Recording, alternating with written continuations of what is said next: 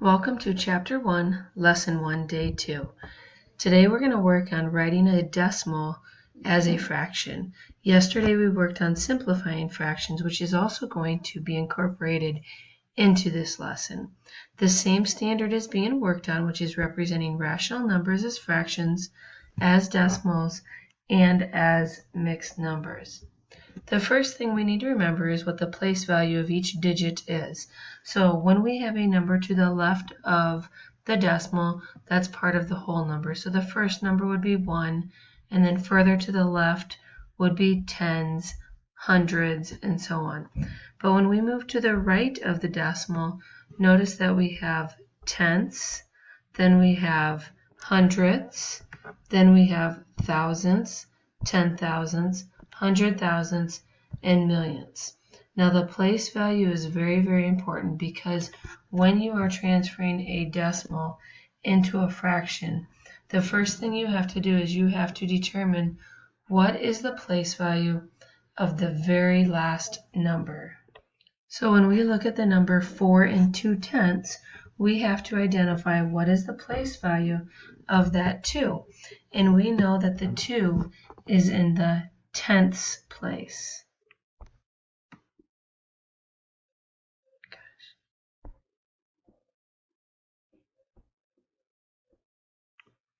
So because that 2 is in the tenths place, then on step 2 when we write our fraction, because it's in tenths, we know that that's going to help us determine what the denominator is. We know that the denominator is going to be 10, and that is all based on what place value the very last digit is in. Then we go to step 3. We place all numbers that are behind the decimal as our numerator. So when we look at 4 2/10, all of the numbers, in this case it's just the 2 behind the decimal, move into the numerator. So step 3, we put the 2 as the numerator, the 10 is still our denominator. In step 4, we also have to determine, is there a whole number as part of this number? If there's a number to the left of the decimal, whatever that whole number is, that's still going to be your whole number in the fraction. So in this case, my whole number is 4, so I write the 4 as my whole number, and then from step 3, I had 2/10, so that's the fraction part. And then step 5, we have to ask ourselves, is this fraction in lowest terms? And this is where you're going to use your divisibility rules. When we look at the fraction 2/10, both the 2 and the 10 can be divided by 2. So when we divide both of those by 2, 2 divided by 2 is 1, 10 divided by 2 is 5. The whole number does not change. That just drops straight down. You don't divide that by 2. That stays as a whole number. So then when we look at 4 2/10 as a decimal and we change that to a fraction, our result is going to be 4 1/5.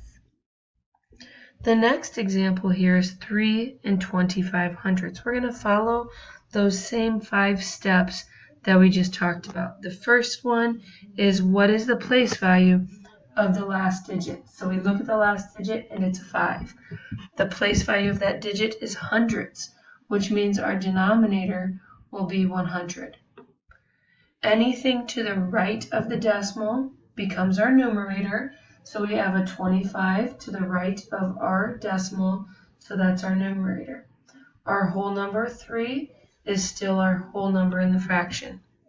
And then step 5 says simplify the fraction. So we look at 25 and 100. We know that both of those numbers are divisible by 5. So 25 hundredths is the same as, divide that by 5, you get 5. 100 divided by 5, you get 20. And then the whole number stays as the whole number. You never divide the whole number. That always stays. Now I look at 5/20 and I ask myself, well, is that in lowest terms? It's not, because 5 and 20 can both be divided by 5. So we're going to divide both of those numbers by 5 just like we did in the first step. Divide by 5. 5 divided by 5 is 1. 20 divided by 5 is 4. And then again, your whole number stays as your whole number. Now my fraction is in lowest terms. So my fraction for 325, or 3 and 25 hundredths, is 3 and 1/4. Our next example here is 15 hundredths. So we identify what place value is the last digit in. Well, it's in the 100ths, so my denominator will be 100.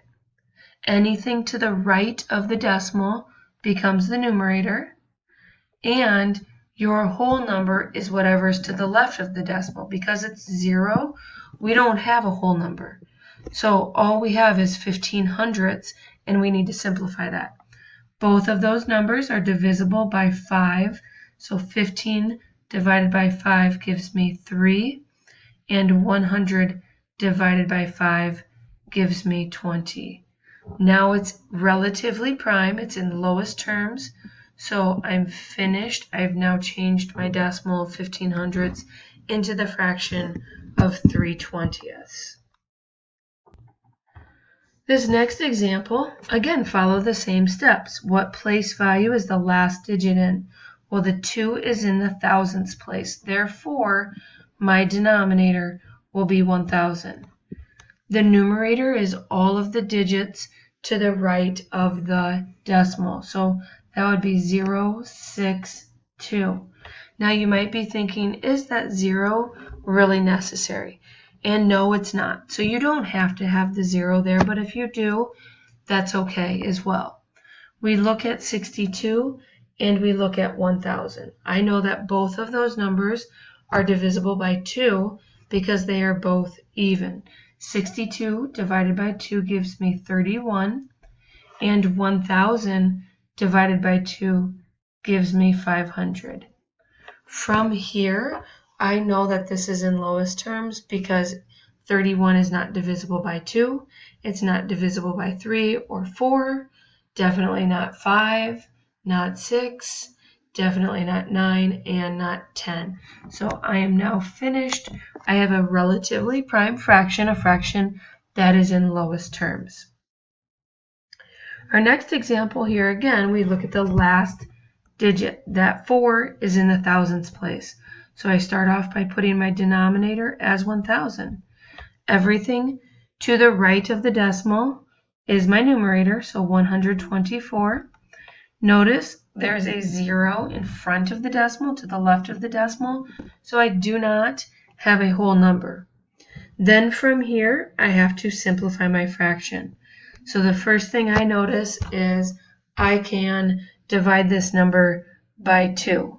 And I can also divide it by 4. Let's start with 2 though. So 124 divided by 2 gives me 62. 1000 divided by 2 gives me 500. I still have 2 even numbers, so I divide those by 2 again. 62 divided by 2 is 31. 500 divided by 2 is 250. I now have a relatively prime fraction, a fraction that's in lowest terms, and I'm finished. Next example is 24 hundredths. The 4, what place value is the 4 in? Yes, it's 100ths. So we're going to place a 100 as the denominator. Everything to the right of the decimal is my numerator, so 24 at the top. The digits to the left of the decimal are 0, so I do not have a whole number. And then I go ahead and begin to simplify. 24 and 100 can both be divided by 4. 24 divided by 4 is 6. 100 divided by 4 is 25. I now have 2 numbers that are in lowest terms, or 2 numbers. I can't divide either of them by the same thing. So I have my fraction as a relatively prime fraction that is in lowest terms.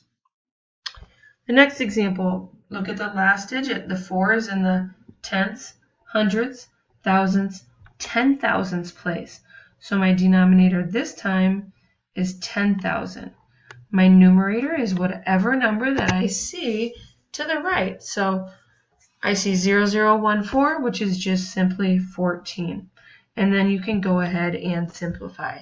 So 14 divided by 2 gives me 7. 10,000 divided by 2 gives me 5,000.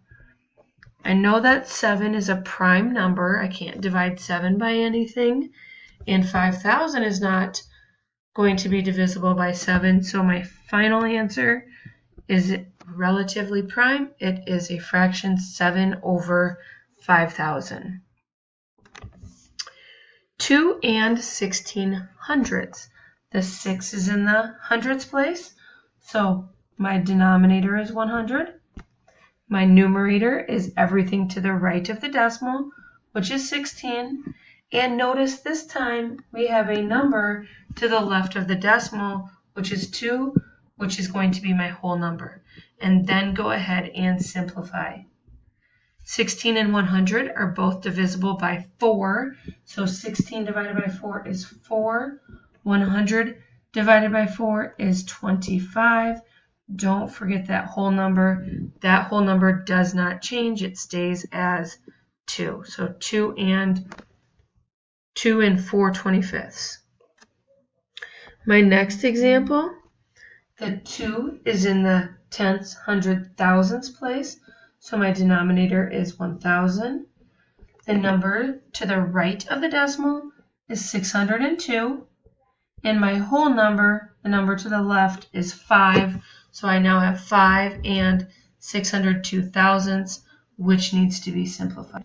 And then the last thing that I have to do for this fraction is simplify it. So 602 and 1,000, they're both divisible by 2. So cut it in half, I get 301, and I get 500. My whole number stays the same, so I have 5 and, 5 and 301 500ths as my final answer, my relatively prime answer. Last two examples here. So the 6 is in the tenths place, so my denominator is 10. 6 is my numerator. 2 is my whole number. Simplify it, both numbers, 6 and 10, are divisible by 2, which gives me 3/5. Whole number of 2 stays the same. I have a relatively prime fraction. We are good to go. This last example, we have 23 and 80 hundredths. Well, as you may know, whenever the last digit, if it is to the right of the decimal, is 0, it really doesn't need to be there. But we'll leave it there just in case. So my 0 is in the 100ths place, so my denominator is 100. My 80 is my numerator. My 23 is my whole number. 80 and 100 are both divisible by 10, so that leaves me with 8/10. And then I can simplify it and call it 4/5 because both of those numbers are divisible by 2, which gives me 23 and 4/5. Now, I said you don't need that 0 there. So what happens if we didn't have the 0 there? What happens if we just called this 23 and 8/10? Well, if that were the case, then the 8 is the last digit because that 0 doesn't matter, and that 8 is in the tenths place. Therefore, my denominator is a 10, numerator is an 8, the whole number is still 23. And then from here, simplify 8/10. Both 8 and 10 are divisible by 2, which gives me 4/5, and then the whole number stays as the same. Now I have the exact same answer as if I were to have started with 80 100. So you can see it really doesn't matter. Your homework for tonight, you have 12 problems on the back of this sheet, and we are going to work through as many of those that we can, and if we have time at the end of class, we will pick a few to work through together. So think about which ones would you like to work through together before you are completely doing the rest of the problems on your own. Thank you.